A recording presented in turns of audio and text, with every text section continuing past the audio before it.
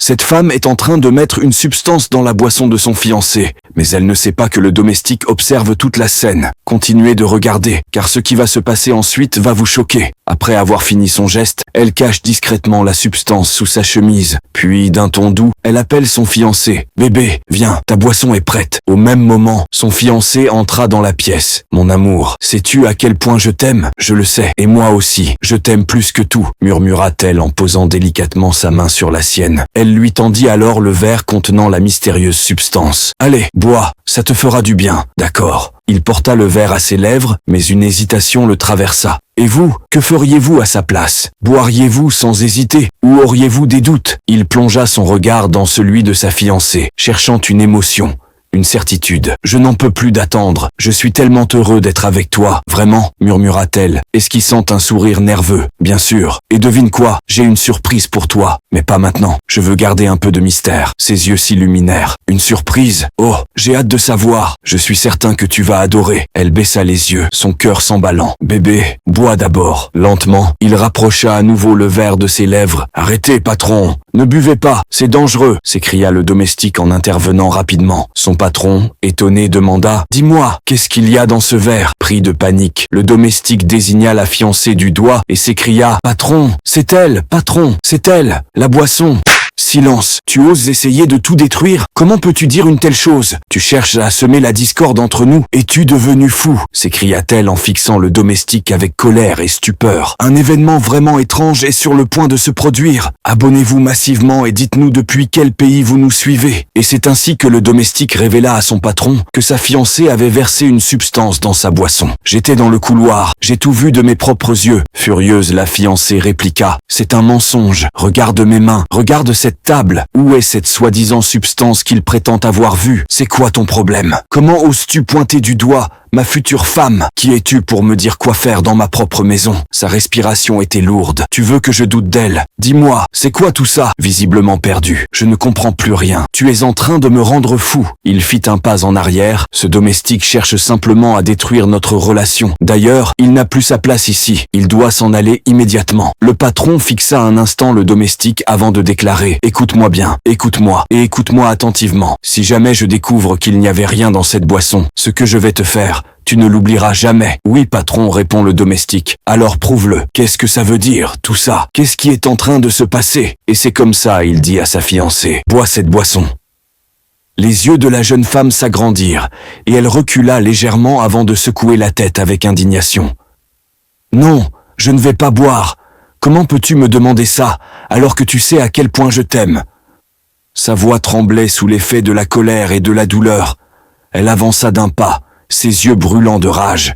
« Écoute-moi bien, je ne suis pas en train de te soupçonner, d'accord? Mais à ce stade, bois juste la boisson. » Elle écarquilla les yeux. « Quoi? Tu veux dire que tu crois ce qu'il dit ?» Il secoua la tête. « Non, non, non, bébé. Tu crois que je vais prendre le mot d'un domestique contre toi? Je t'aime tellement, tu le sais. Bébé, ce n'est pas ce que tu crois. Ce gars n'a jamais raconté quelque chose comme ça avant. C'est mon domestique depuis des années. Et toi, tu es la femme que j'aime. » Il soupira, cherchant une issue. « Je t'aime, et je te fais confiance. Mais pour qu'on mette fin à tout ça, bois juste une gorgée. Ce n'est rien, d'accord ?» Elle croisa les bras, son regard empli de déception et de colère. « Donc ça veut dire que tu le crois plus que moi ?» Il secoua la tête, agacé, mais essayant de garder son calme. « Bébé, ce n'est pas ce que tu crois. Ce gars n'a jamais raconté quelque chose comme ça auparavant. C'est mon domestique. Je le connais depuis longtemps. Et toi, tu es ma femme, celle que j'aime et en qui j'ai confiance. Alors si tu m'aimes et que tu me fais confiance, tu le mets dehors. » Il soupira profondément, cherchant une issue. « Mais pour qu'on mette fin à tout ça, assieds-toi. Ce n'est pas un drame, d'accord? Fais le juste pour la paix dans cette maison. » Il haussa les épaules, l'ombre d'un doute traversant son regard. « Je ne sais pas ce qu'il raconte, mais on dirait que tu lui donnes raison. » Elle secoua violemment la tête. « Je ne m'assieds pas. Abonnez-vous et likez en masse, la famille. Inondez cette vidéo de likes.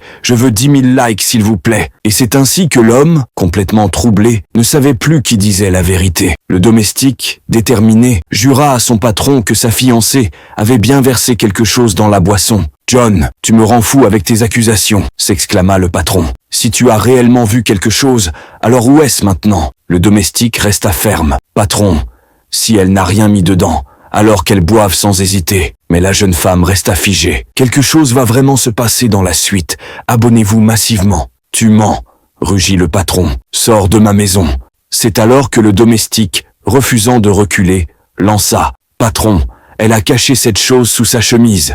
Fouillez-la, et vous verrez par vous-même. Fouillez-la, patron. Fouillez-la, je vous assure. Elle l'a cachée, s'écria le domestique avec insistance. L'homme resta figé, le regard perdu. Il était pris entre deux feux. S'il fouillait sa fiancée, elle verrait cela comme une trahison, la preuve qu'il ne lui faisait pas confiance. Mais d'un autre côté, jamais il n'avait vu son domestique mentir. Il déglutit difficilement, sentant la tension peser lourdement sur ses épaules. Que devait-il faire? Un sage disait, quand le doute s'installe, la vérité attend patiemment que le temps la révèle. Mais la vérité et le doute se livrent parfois à une guerre où le cœur devient le champ de bataille. Abonnez-vous et likez en masse, la famille. Quelque chose va vraiment se passer dans la suite. Abonnez-vous massivement. Et c'est ainsi que l'homme décida de la fouiller. À cet instant précis, un frisson de panique parcourut le corps de sa fiancée, des pieds jusqu'à la tête. Ses yeux, étincelants comme le soleil levant, reflétaient une peur grandissante. Likez la vidéo, la famille. Et là, il découvre l'objet caché. Attends, c'est quoi ça? Dis-moi que je rêve. Sa voix se brisa. C'est quoi ça, bébé? Saisi par la panique, sa langue se fige sous l'effet de la peur. Réponds-moi. Elle ouvrit la bouche, mais aucun son ne sortit. Les larmes commencèrent à couler sur son visage. Je suis désolé, murmura-t-elle enfin. Il secoua la tête, incrédule. Désolé, sa respiration s'accéléra. Son cœur battait à tout rompre. Tu veux dire que c'était vrai? Elle s'effondra à genoux. Je suis désolé, je ne voulais pas. Il recula d'un pas. Horrifié. Oh mon Dieu. Il secoua la tête, le souffle court, incapable de croire ce qu'il venait d'entendre. Tu veux dire que ce garçon disait la vérité depuis le début? Et toi, tu as eu l'audace de le gifler, de lever la main sur lui? Sa voix tremblait de colère et d'incompréhension. Explique-moi, dis-moi, qu'est-ce que ça veut dire tout ça? Elle sanglotait, les mains jointes, cherchant désespérément ses mots. S'il te plaît, je suis désolé. Pourquoi tu as empoisonné ma boisson? Elle baissa la tête, honteuse. Parce que je t'ai demandé 2 millions pour démarrer un business, et tu m'as dit que tu n'avais pas d'argent. Elle s'arrêta un instant, prise de remords, puis reprit d'une voix tremblante. Mais, il y a quelques jours, j'ai fouillé ton téléphone, et j'ai vu un virement de 10 millions. Il écarquilla les yeux, abasourdi. Quoi? J'étais choqué, j'étais blessé, et je ne comprenais pas pourquoi tu me refusais 2 millions, alors que tu avais 10 millions sur ton compte. Elle renifla, sa gorge serrée. Alors j'ai perdu le contrôle. J'ai retiré l'argent de ton compte, et je l'ai transféré sur le mien. Puis j'ai effacé la trace pour que tu ne le découvres pas. Il recula,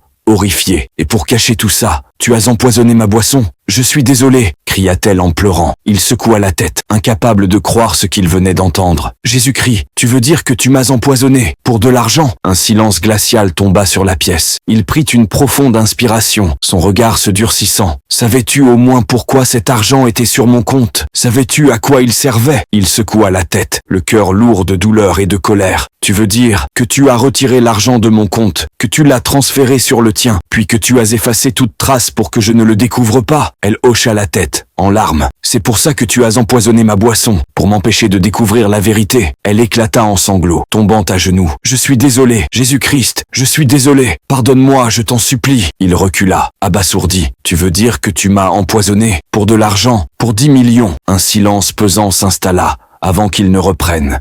La voix tremblante d'émotion. Sais-tu au moins pourquoi cet argent était sur mon compte? Sais-tu à quoi il était destiné? Elle secoua la tête, incapable de parler. J'allais t'offrir 5 millions pour ton business. Elle releva la tête, choquée. Oui, j'avais prévu de te donner 5 millions. Et en plus, une voiture était déjà en route pour toi. Elle éclata en sanglots plus forts, réalisant l'ampleur de son erreur. Pourquoi? Pourquoi as-tu fait ça? Je croyais que tu m'aimais. Je croyais que tu disais m'aimer. Je t'aime, bébé. Je t'aime. Je ne sais pas ce qui m'a pris. Non, rugit-il. Si tu m'aimais, tu n'aurais jamais fait ça. Tu n'aurais jamais tenté de me tuer. Je ne peux pas te pardonner ça. Non, non, s'il te plaît. Je vais appeler la police. Quelque chose va vraiment se passer dans la suite. Abonnez-vous massivement. Non, non, pitié.